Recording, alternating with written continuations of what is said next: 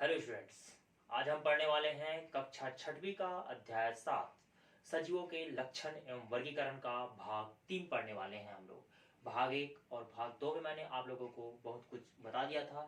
जिन्होंने पिछला पार्ट नहीं देखा है बिल्कुल इसको पूरा देखिएगा जरूर। ठीक है, तो चलिए सबसे पहले आज जो मैं टॉपिक लिख कर रखा हूँ उसको बता देता हूँ आप लोगों को। तो इसमें सबसे पहले हम लोग चर्चा करेंगे जंतुओं का वर्गीकरण। इसके पहले मैंने पौधों का वर्गीकरण के बारे में बात किया था, जिसमें आप लोगों को मैंने साग, झाड़ी, वृक्ष और है ना आरोही के बारे में आप लोग को बताया था। लास्ट टॉपिक आप लोग को याद भी होगा और होमवर्क भी दिया था, किसी ने होमवर्क करके नहीं भेजा। ठीक, अगला जो है जीवधारियों के वैज्ञानिक नाम के बारे में हम लोग क्या करेंगे, चर्चा करेंगे और उसे समझेंगे भी। ठीक है, तो सबसे पहले अगर हम इसे बात करते हैं तो सबसे पहला नंबर टॉपिक मैंने बताया जंतुओं का वर्गीकरण। तो पौधे का वर्गीकरण जैसे कि 2 भागों में किया गया है ना। पौधों का वर्गीकरण कितने भागों में किया गया, 2 भागों में किया गया है, उसके आधार पर किया गया। इसी प्रकार से हम अगर हम बात करते हैं तो जंतुओं का वर्गीकरण भी हम उसमें मेरुदंड की उपस्थिति अर्थात रीढ़ की उपस्थिति या कशेरुकी के दंड की उपस्थिति के आधार पर हम लोग क्या कर सकते हैं, बात कर सकते हैं। तो रीढ़ की हड्डी, सभी जंतुओं में रीढ़ की हड्डी पाई जाती है, उसके आधार पर हम क्या करेंगे, चर्चा करेंगे। ठीक है, तो जैसे जंतुओं का वर्गीकरण अगर हम करना चाहे तो रीढ़ की हड्डी के आधार पर करेंगे। किसके आधार पर बात करेंगे, रीढ़ की हड्डी। जैसे कि हम अपने ही शरीर को लेते हैं, मानव शरीर को ही लेते हैं, तो हमारे सिर के पिछले वाले हिस्से से लेकर कमर तक की एक लंबी सी हड्डी आप लोग को दिखाई देती होगी, जिसे हम लोग क्या कहते हैं, रीढ़ की हड्डी कहते हैं। उसी को मेरुदंड भी कहते हैं, उसी को कशेरुक दंड भी कहते हैं, बिल्कुल इसको याद रखिएगा। ठीक है, तो वो कशेरुक दंड है, मेरुदंड है, या उसी को रीढ़ की हड्डी भी कहा जाता है। ठीक है, जिसके माध्यम से हम सीधे खड़े रहते हैं। ठीक है, और अगर दूसरा नंबर अगर उसमें हम बात करें तो जिस भी जंतुओं के अग्रपाद और पश्चपाद पाए जाते हैं, मतलब आगे वाला पैर और पीछे वाला पैर अगर ये पाया जा रहा है तो बिल्कुल ये मान के चलिए कि उसमें रीढ़ की हड्डी है, रीढ़ की हड्डी प्रेजेंट है। ठीक है, और तीसरे नंबर अगर इसे बात करते हैं कि अगर कोई जंतु जो है वो क्या है ना, उसके अगर अंदर छोटी सी भी हड्डी कहीं भी पाई जा रही हड्डी है तो मतलब हमको मान के चलना है कि हाँ उसमें कशेरुक दंड उपस्थित है। ठीक है, अगर कोई भी जंतु जिसमें हड्डी उपस्थित है मतलब हमको मानकर चलना है कि उसमें क्या है, कशेरुक दंड जो है, जो रीढ़ की हड्डी है वो क्या है, उसमें मौजूद है। ठीक है, अगर किसी भी जंतु में अगर पूंछ है, पूंछ की उपस्थिति हमको नजर आ रही है तो बिल्कुल हमको समझ के चलना है कि हाँ उसमें कशेरुक दंड उपस्थित है, रीढ़ की हड्डी उपस्थित है उसमें। ठीक है, या मेरुदंड पाया जा रहा है। ठीक है, तो मैंने पहला नंबर आप लोगों को बताया कि हम जंतुओं का वर्गीकरण कर रहे हैं तो उसमें रीढ़ की हड्डी के आधार पर कर रहे हैं कि जंतुओं में रीढ़ की हड्डी है, जिसके आधार पर हम क्या कर रहे हैं, उसको वर्गीकृत कर रहे हैं, अलग अलग भागों में क्या कर रहे हैं, बांट रहे हैं। ठीक है, तो जैसे हमने स्वयं के बारे में बात किया, तो स्वयं के बारे में बात किया तो हमने कहा कि सिर के पिछले वाले भाग से लेकर कमर तक एक पतली है ना रॉड के समान एक हड्डी पाई जाती है, छड़ के समान हड्डी है, सीधी हड्डी है। ठीक है ना, वो हमें क्या करता है, झुकने में, किसी सामान को उठाने में, आगे पीछे है ना, और किसी भी सामान को धकेलने में इत्यादि में क्या करता है, वो मदद करता है। अगर केवल एक रॉड लगा दिया जाएगा तो हम झुक नहीं पाएंगे। वो लचीली हड्डी है। ठीक है, रीढ़ की हड्डी है, मेरुदंड है, कशेरुक दंड है।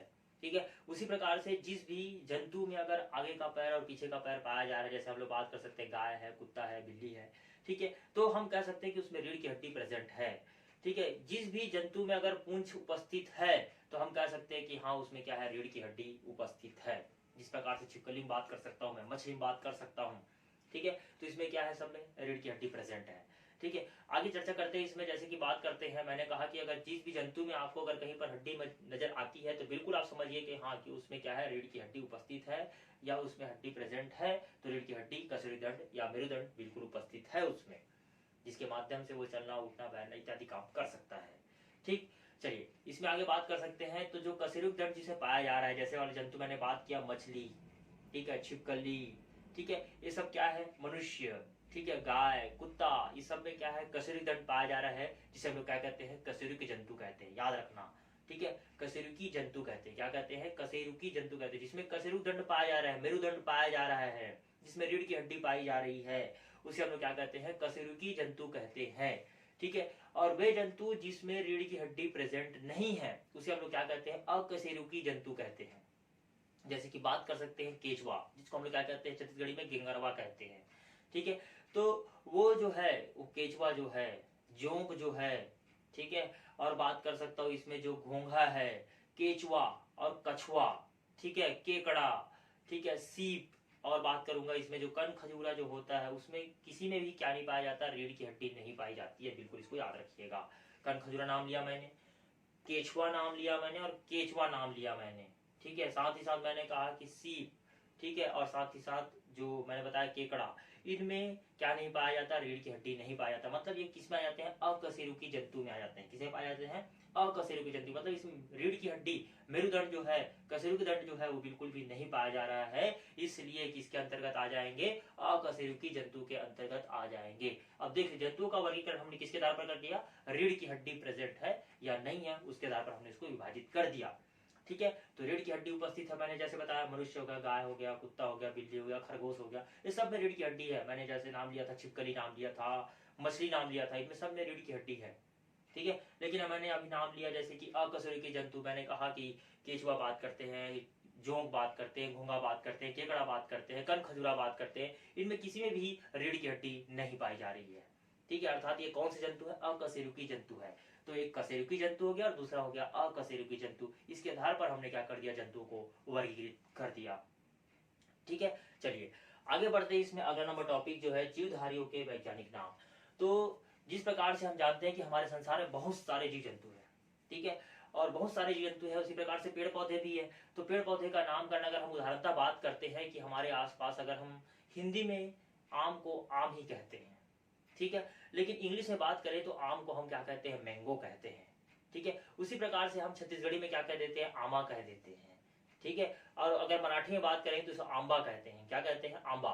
तो इस प्रकार से अलग अलग प्रादेशिक भाषा, अपनी क्षेत्रीय भाषा के आधार पर अलग अलग जंतुओं के, अलग अलग पौधों के, अलग अलग फलों के अलग अलग नाम है, ठीक है। तो इसे सुविधाजनक करने के लिए, है ना, सुविधाजनक मतलब पूरे संसार में जितने भी पेड़ पौधे हैं, जितने भी जीव जंतु है, प्राणी है, उन सभी को अगर, है ना, अलग अलग नाम से वर्गीकृत कर दिया जाए, वैज्ञानिक नाम के रूप में वर्गीकृत कर दिया जाए, तो इसे जानने में, समझने में और ज्यादा क्या होगा, आसानी होगा।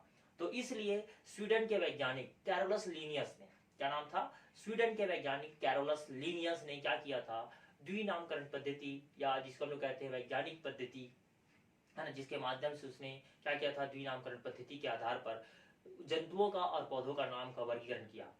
जिसमें इसमें जब वैज्ञानिक नामकरण किया गया तो उसको दो भागों में बांटा गया। पहला नंबर था उसमें, है ना, वंश का नाम और दूसरा था जाति का नाम, ठीक है। पहले उसके वंश का नाम और दूसरे बाद में उसका जाति का नाम। जिस प्रकार से हमने कहा था कि आम को हम अंग्रेजी में क्या कह देते हैं, मैंगो कह देते हैं, ठीक है, छत्तीसगढ़ी में आमा कह देते हैं, और मराठी में बात किया था हमने तो क्या कह दिया था, उसको हम लोगों ने आंबा कह दिया था। लेकिन जब वैज्ञानिक नामकरण की पद्धति के आधार पर दिया गया तो मैंने कहा उसको दो भागों में बांटा गया, पहला उसके वंश का और दूसरा बात किया गया उसके जाति का, ठीक है। तो वंश के आधार पर जैसे हम लोग आम का बात करते हैं तो आम का वैज्ञानिक नाम होता है मैग्निफेरा इंडिका। तो मैग्निफेरा जो है वो क्या है, उसका वंश है, और इंडिका जो है वो क्या हो गया, उसका जाति हो गया, ठीक है। अगर उसी प्रकार से अगर हम तेंदुआ का बात करते हैं तो तेंदुआ को क्या कहते हैं, पैंथरा पार्डस, क्या नाम है इसका, पैंथरा पार्डस है, तेंदुआ का नाम है पैंथरा पार्डस, ठीक है। उसी प्रकार से अगर हम लोग बात करते हैं तो सिंह का बात करते हैं तो सिंह को क्या कहते हैं हम लोग, पैंथरा लियो कहते हैं, क्या कहते हैं, पैंथरा लियो कहते हैं। बाघ को बात करें तो हम लोग कहते हैं पैंथरा टाइग्रिस कहते हैं, क्या कहते हैं, पैंथरा टाइग्रिस कहते हैं। तो जो पैंथरा है वो क्या हो गया, इसका वंश है, मतलब वो दर्शा रहा है कि ये जो बाघ था, तेंदुआ था और जो सिंह था वो उनका जो वंश है वो पैंथरा है, लेकिन जो उनकी जो जाति है वो अलग अलग थी, है ना। तो वो दर्शा रहा है कि हाँ उसी प्रजाति का ही क्या है वो, है ना, जानवर है, उसी प्रजाति का है। तो इस प्रकार से हमने पैंथरा जब नाम लिया तो वो उसी प्रकार से कार्य व्यवहार एक समूह में करने वाला है। तो इस प्रकार से जंतुओं का और पौधों का क्या किया, अलग अलग नाम रखा गया। उसी प्रकार से अगर हम अपने बारे में बात करें, मनुष्य, मनुष्य का वैज्ञानिक नाम क्या है, होमो सैपियंस है, ठीक है। मनुष्य का वैज्ञानिक नाम क्या है, होमो सैपियंस है, ठीक है। मैंगो का नाम बताया मैंने, मैग्निफेरा इंडिका।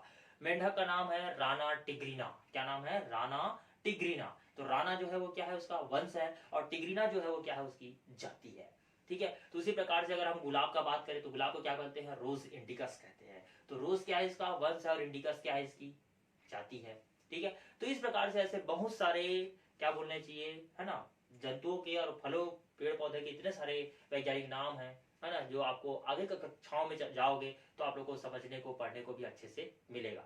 तो मैंने बताया कि आप लोगों को कौन सा वैज्ञानिक था, स्वीडन के वैज्ञानिक जिसका नाम था कैरोलस लीनियस ने ये जो वैज्ञानिक पद्धति में नामकरण करने की जो पद्धति थी उसको क्या किया था, उन्होंने दिया था। पहला नंबर किसका होता है, वंश का, और दूसरा किसका होता है, जाति का होता है, ठीक है। तो इस प्रकार से क्या किया गया, जीवधारियों के वैज्ञानिक नाम को क्या किया गया, वहां पर दिया गया। जीवधारी के साथ साथ उसे पेड़ पौधे के नामकरण को भी दिया गया। ठीक है, तो इस प्रकार से आज ये 2 टॉपिक था, और ये 2 टॉपिक के आधार पर ये जो अध्याय है वो क्या हो गया है, खत्म हो चुका है। ठीक है, इसके बाद एक तो खत्म हो गया है ना, इसका जो अध्याय का जो प्रश्न उत्तर है वो मैं आप लोगों को पीडीएफ के माध्यम से क्या कर दूंगा, भेज दूंगा। तो बिल्कुल इसको आप लोग लिख लीजिएगा, समझ लीजिएगा, है ना। और विज्ञान कॉपी में लिखिएगा और दूसरे कॉपी में लिखने की आवश्यकता नहीं है। ठीक है, तो ये अध्याय जो है 7वां अध्याय खत्म हो गया। इसके बाद 8वां 9वां कंटिन्यू आगे जो है वो बढ़ते चले जाएगा। ठीक, तो आज के लिए इतना बहुत है। धन्यवाद।